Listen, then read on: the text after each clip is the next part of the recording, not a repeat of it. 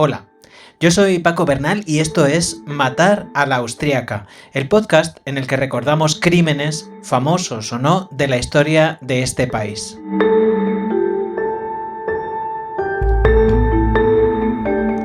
¿Qué hacer cuando la persona que más quieres en el mundo te pide que hagas algo terrible? ¿Cómo actuar si aquel a quien creías un hombre bueno, aquel que era tu héroe, resulta ser una presencia demoníaca? ¿Cómo no dejarse llevar? En el verano de 2013 se juzgó un caso que nos coloca frente a estos interrogantes. Hoy, en Matar a la Austríaca,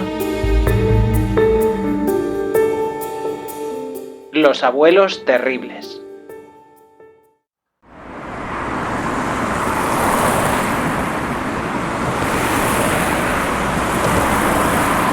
Estamos en 2012, en Neukirche auf der Pram, un pueblo de unos 3.000 habitantes, en Alta Austria, muy cerca de la frontera con Alemania. Es un lugar por el que, desde el siglo XII, la historia ha pasado de refilón, en el entorno envejecido y muy conservador del Innviertel.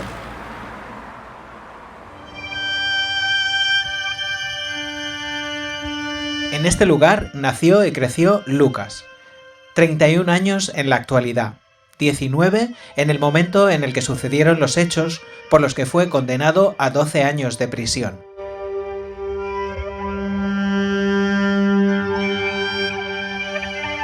Lo primero que llamaba la atención cuando se miraba una foto de Lukas era la tremenda, profundísima tristeza de sus ojos, una tristeza que probablemente estaba ahí antes del crimen que le llevó a la cárcel.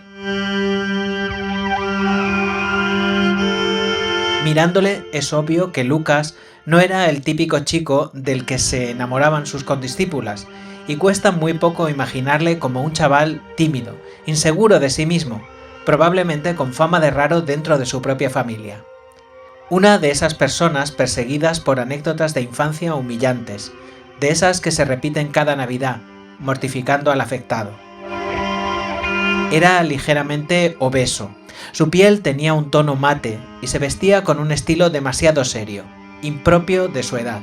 Incluso los rasgos de coquetería juveniles, la ausencia de corbata, una cadenilla que apenas rebasaba la papada incipiente, parecían dictados por otra persona, quizá una tía mayor que tratase de hacerle más atractivo. En el banquillo de los acusados, Lukas daba una impresión de falsedad, como de ir disfrazado, lo cual reforzaba la impresión primera de que se trataba de una persona, en suma, que nunca había sentido la satisfacción y la seguridad de sentirse querido y por lo mismo de tenerse un poco de cariño. Lukas era, además, un chico sensible, lo prueba que tenía talento para la música. Si hemos de creer su versión, este talento fue, en parte, el causante del estado ruinoso que su vida presenta en la actualidad.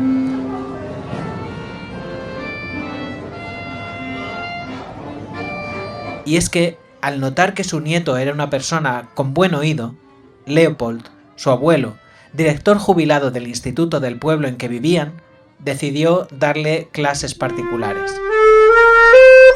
Según la versión de Lukas, durante aquellas lecciones de música, su abuelo se convirtió en una presencia central en su vida.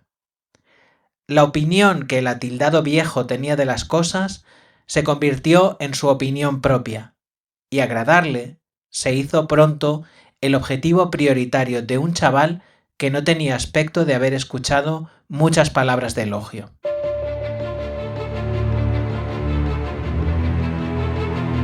Y es que, una vez se ha sentido en la sensible piel del alma el agradable calor que produce la aprobación de alguien cuya opinión nos importa, es muy duro volver al frío anterior.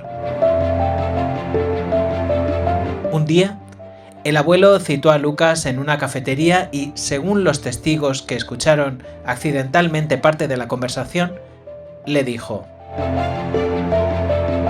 Lukas, die Oma muss weg. Lukas, la abuela debe desaparecer. Le indicó que una buena oportunidad sería la fiesta por la celebración de la matura que se celebraría en la escuela del pueblo. Según el plan del abuelo, nadie podría relacionarle con el asesinato que debería aparentar haber sido por un robo.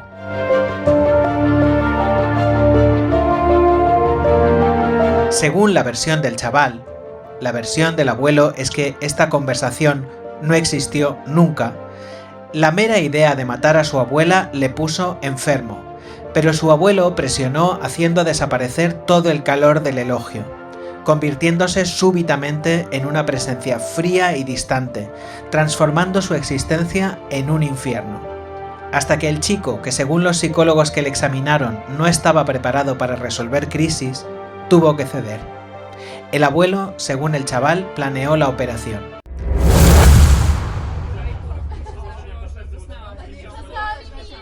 El sábado 28 de octubre de 2012, mientras su abuelo estaba en una reunión de la escuela que había dirigido, presuntamente siguiendo sus instrucciones, el abuelo dice que por iniciativa propia, Lucas entró en casa de sus abuelos y de manera brutal asesinó a su abuela.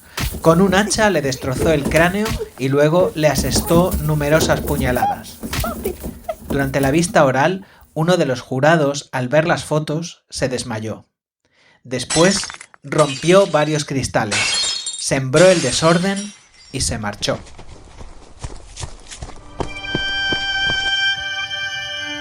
Durante el juicio el abuelo se mantuvo en sus 13. Él nunca le ordenó a su nieto que asesinase a su mujer con la que, según él, mantenía una relación armónica. Solo en un momento se quebró la versión idílica que el abuelo daba de una convivencia sobre la que hay versiones contradictorias. Se descubrió que, al entrar en su casa procedente de la fiesta de la que venía y a pesar del desorden sembrado por Lucas, lo último que hizo el abuelo fue entrar a la cocina en donde yacía la muerta y pasó un tiempo hasta que llamó a la ambulancia. Lo cierto es que durante las 2 o 3 semanas que tardó en ser detenido, Leopold se mostró animado. Se le escuchaba trazar planes de futuro. La víctima, Renate, presa en un entorno tradicional y en el férreo machismo del campo austriaco, en palabras de su hijo, no tuvo ni la fuerza ni la valentía de dejar a su marido, a pesar de que su matrimonio estaba roto desde hacía tiempo. En el registro policial posterior a la acusación, la policía encontró hasta Viagra. Y es que no es agradable que la felicidad se te ponga flácida justo cuanto más la necesitas. Todo parece indicar que no era la primera vez que Leopold coqueteaba con la idea de librarse de su mujer. 3 años antes, Leopold había puesto anuncios en la prensa regional del tenor siguiente: viudo jacarandoso busca dama de buen ver. Cuando las damas de buen ver llamaban, se encontraban con la voz de la legítima, a la que tomaban por la criada, con las peleas consiguientes.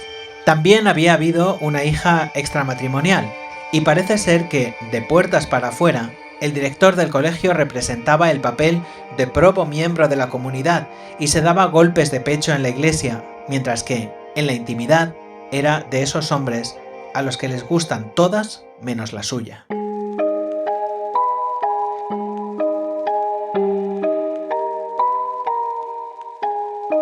Durante la vista, el abuelo siguió castigando a su nieto, al que interpeló directamente en repetidas ocasiones. Mientes para salvar el pellejo, le decía, ante el silencio horrorizado del público, que presenciaba aquel ensañamiento. Lucas le pedía que se detuviera, pero él insistía. Tu abuela y yo te acompañaremos para siempre. Lucas saldrá de la cárcel en octubre de 2034. Será entonces un hombre de 39 años al que es previsible que el sol haya abandonado para siempre.